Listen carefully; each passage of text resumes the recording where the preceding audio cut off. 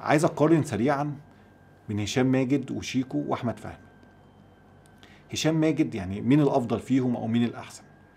هشام ماجد يعتبر انشط واحد فيهم واكتر واحد، وهو اكتر واحد فيهم بيعرف يعمل افيهات، واكتر واحد بيشتغل، تقريبا بيعمل 3 افلام في السنه ومسلسلين، فهو شغال يعني وما عندوش مشاكل مع حد، مش صدامي. احمد فهمي عرف يخرج من فكره الكوميديا شويه، هو صدامي ومعتمد في الدعايه بتاعته ان هو صدامي على طول، حتى على السوشيال ميديا لو حد اتكلم بيرد عليه، لو يدخل معارك كتير، حتى مع الثلاثي كان بيدخل معارك كتير، والمعارك ديت عامله له دعايه سلبيه كبيره جدا، بس في الاول وفي الاخر هي دعايه.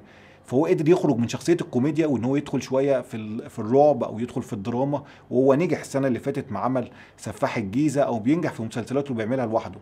شيكو بقى اكثرهم خفه دما واكثرهم موهبه، بس اكتر واحد فيهم كسلان.